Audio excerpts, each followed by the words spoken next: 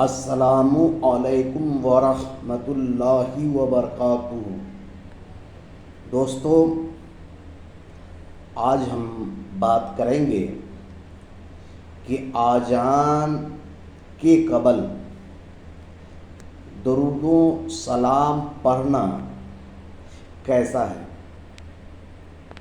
دوستو،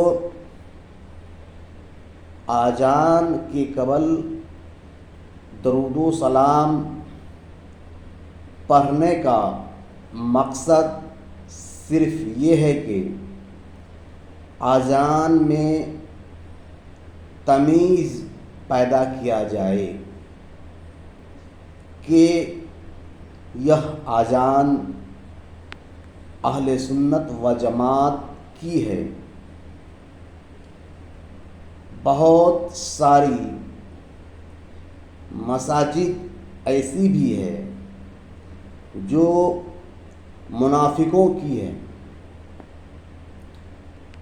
تو مسلمان کو کیسے علم ہو کہ یہ آذان کی آواز جو آ رہی ہے، یہ جو مسجد ہے یہ اہل سنت و جماعت کی ہے یا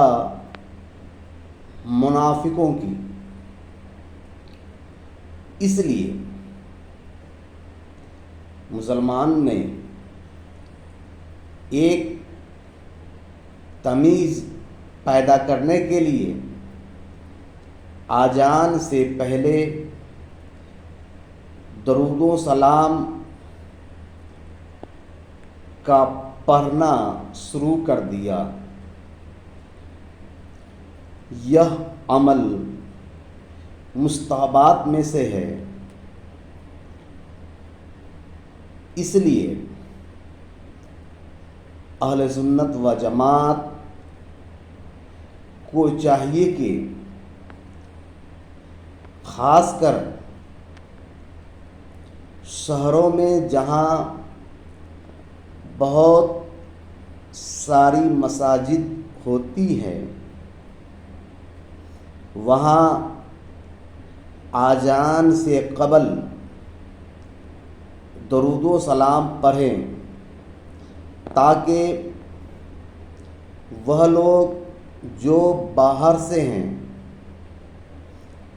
ان کو معلوم ہو جائے کہ یہ مسجد اہل سنت و جماعت کی ہے اور وہ اپنی نماز ادا کر سکیں، کیونکہ اہل سنت و جماعت کی نماز صرف اہل سنت و جماعت کی اقامت میں ہی ہو سکتی ہے۔ اگر اہل سنت و جماعت کا امام منافق ہے تو اس کی نماز نہ ہوگی۔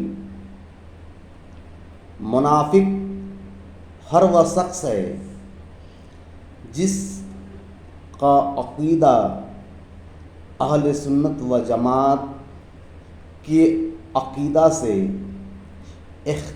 اختلاف رکھتا ہے۔